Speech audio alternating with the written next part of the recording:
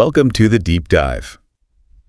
Okay, we're firing up the engines today for a proper look at the qualifying results from the 2025 Formula One Gulf Air Bahrain Grand Prix. Yep. We've got the official timings and a really good review that kind of digs into how it all played out. Exactly. Our mission really is to get past just the list, find the key stories, the insights, give you a real picture of the grid. Yeah. And some moments that were, frankly, pretty surprising. Think of it as the shortcut to understanding what really went down in Bahrain QUALY. We're not just listing names, are we? No. We're trying to connect the dots, figure out why some performances stood out, and what it might mean for the race itself. And right away, the main story just grabs you, doesn't it? Yeah. McLaren's Oscar Piastri.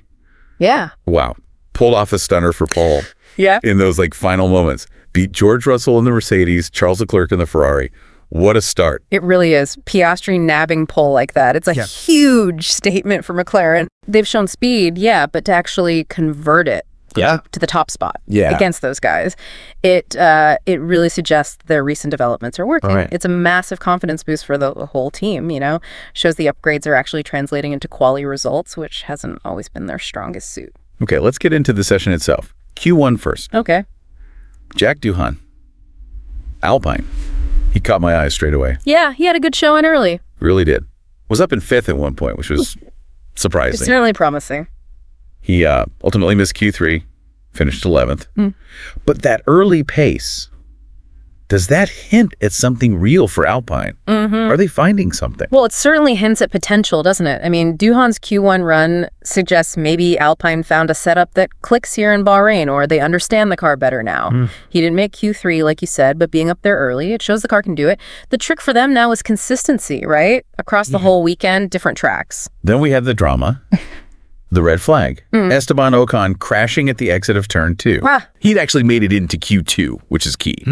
But that crash stopped everything, obviously. He ends up 14th. A real setback at finding pace. Oh, a costly mistake for Ocon, for sure. No doubt. He did the hard part getting into Q2. Right. So crashing just ruins his rhythm, any chance of a better spot, and it messes up his race strategy too, One car way further back than planned. Yeah. Plus, red flags, they can cool tires, disrupt other drivers who are maybe on a flyer. And speaking of drivers maybe hoping for more, Alex Albon, a Q1 exit for Williams.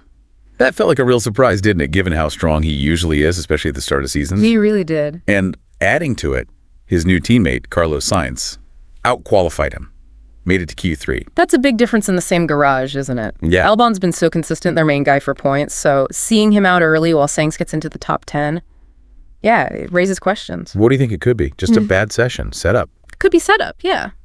Finding that balance, downforce versus drag. Maybe Albon just didn't find the sweet spot here. Or maybe Sainz is just clicking with the car incredibly fast. It could be. It's definitely unusual compared to how they've been going. We also saw Nico Hülkenberg getting his lap time back. Ah, right, the deleted lap. Bumped him to 15th. Kick Sauber still seemed to be struggling overall. He was originally 16th, but every little helps. Absolutely. In that midfield, one spot can change your whole race your chance at points. True. So while it wasn't, a banner day for Kick Sauber, that small game for Hülkenberg, it might actually matter come Sunday. Then there was Liam Lawson.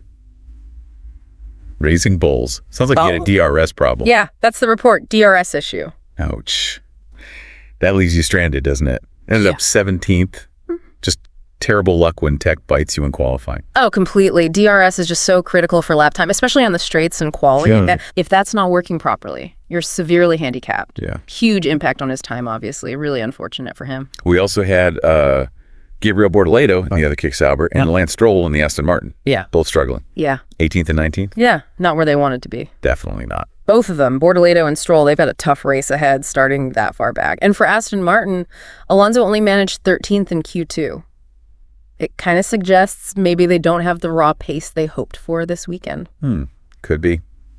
Relying on strategy, then. Strategy, incidents, anything to move up. And finally, Q1, Ollie Bierman. After that amazing Q3 in Japan. Yeah. Last place here, P20. Said he had a compromised final lap. Motorsport, He's in love. It really shows you the knife edge, doesn't it? Behrman was brilliant in Japan, showed huge potential this weekend, not starting so well. A messy final lap in Q1 when the pressure's on. It's just brutal. Tiny margins decide everything. Okay, so moving into Q2. The review mentioned things got really tight in the midfield there. Drivers fighting hard for those top 10 spots. Absolutely. Q2 is often where it really heats up. Everyone's pushing flat out. Yeah. The time gaps shrink. The smallest mistake, and you're out. Proper pressure cooker. And then, like adding a bit of extra drama, news comes out after the session. Both Mercedes drivers, Russell and Antonelli, under investigation. Yeah. Potential rule breaches. That's an unexpected twist, isn't it? Totally. What could that mean? Well, it throws some uncertainty into the mix, definitely, depending on what they might have done, Could be grid penalties, other sanctions. Could shake up the starting order quite a bit. We'll have to wait and see what the stewards decide. Right. Keep an eye on that one. Okay, let's get to the grand finale then, Q3. The shootout. This is where Piastri just pulled out that incredible final lap, snatched pole, beat Russell by just under 2/10. Thrilling stuff, like the review said. Proper back and forth right at the end. It's just a phenomenal effort from Piastri to deliver that lap right when the pressure is absolutely maxed out. It shows his speed, but also like his mental strength. And Russell put in a massive lap too. So it was a genuinely captivating fight for P1, right down to the wire. George Russell certainly looked like he might have had it earlier in Q3, didn't he? Laid down a really competitive time. He did. With like pole might be his. Really shows the progress Mercedes seemed to be making. It does, yeah. Russell's pace initially was super impressive. Put the pressure right back on McLaren, on Ferrari. It's definitely encouraging for Mercedes seeing both cars up there, even with that investigation hanging over them. And Charles Leclerc, reliable as ever in quali, puts the Ferrari third. Yep. He's always there or thereabouts, isn't he? Always effective. Third gives him a great shot at the win, especially with Ferrari's usual race pace. They'll be looking to capitalize for sure. Now, here's maybe the biggest story of this session for me. Kimi Antonelli. Ah, yes. Qualifying fourth for Mercedes. Yeah. In his debut season. It's incredible. Isn't it just astonishing? Yeah. What does that tell us? It's huge. I mean, P4 in your very first F1 qualifying. That's incredibly rare.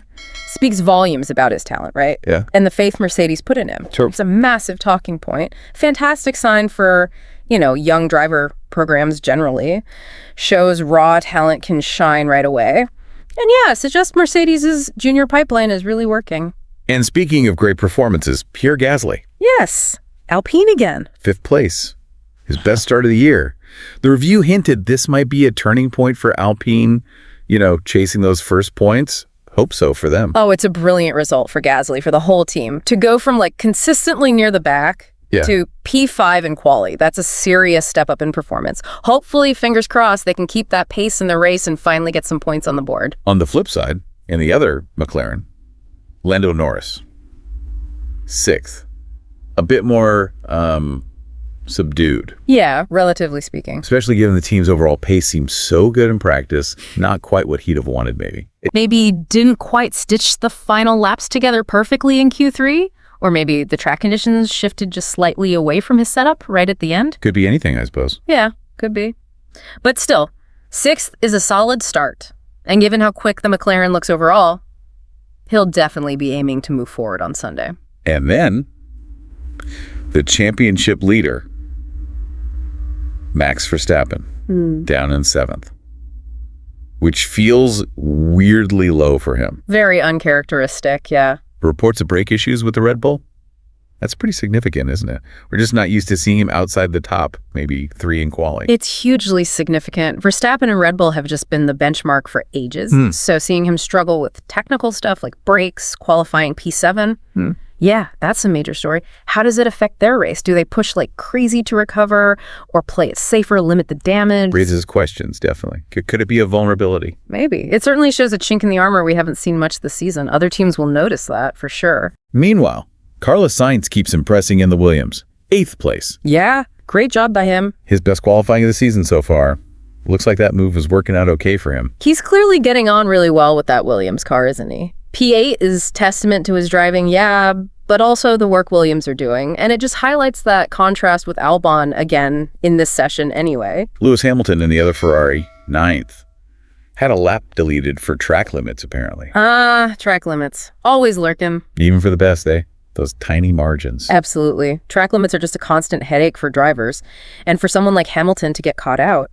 Shows how easy it is to just slightly misjudge it and bang, lap's gone. Changes your whole starting position. Every centimeter matters. And wrapping up the top 10, Yuki Tsunoda. Yep, Red Bull Racing. Solid effort to get into Q3, wasn't it? Especially with Max having his issues. Yeah, Tsunoda's been showing good consistency lately. Making Q3 is a nice reward for him, and probably gives the team some useful data, too, given Verstappen's problems. A different perspective. So yeah, putting it all together, the big takeaways, the surprises, McLaren's pace paying off with Piastri on pole, that's huge. Definitely. Mercedes looking really competitive, both cars, despite that investigation cloud. Right, Russell P2, Antonelli P4, very strong. Alpine, seemingly taking a genuine step forward with Gasly P5, Duhan showing flashes. That's a big one to watch. And then the struggles, the unexpected ones. Verstappen down in P7, Albon out in Q1. Precisely. It feels like a bit of a shakeup, doesn't it? At least for qualifying. McLaren capitalizing, Mercedes in the mix, Alpine maybe joining that midfield fight properly. All really interesting developments. And yeah, the issues for Red Bull and Albon just add that layer of unpredictability. We didn't even properly mention Haas's mixed bag. Ocon makes Q2, then bins it. Right. And Behrman, star of Japan, said last year. It just sums up F1 sometimes, doesn't it? The roller coaster. It really does. Performance can swing so much race to race, even session to session. That's kind of what makes it so compelling to follow. You just never know. So wrapping up our deep dive into qualifying then. Oscar Piastri, starting the Bahrain Grand Prix from pole position. Yeah. That thrilling battle with George Russell. What a finish. Yep, McLaren on top. And the grid behind them. Oh. Full of surprises. Key contenders like Verstappen starting way further back than usual. Which leads us nicely to the big question for everyone listening, really. With Piastri on pole, Russell right there with him, but guys like Verstappen further back. How is this qualifying going to shape the actual race? What kind of strategies might we see? Unexpected battles, maybe. Think about team dynamics, the early championship picture. It feels like it's all set up for a potentially unpredictable and hopefully really exciting Grand Prix.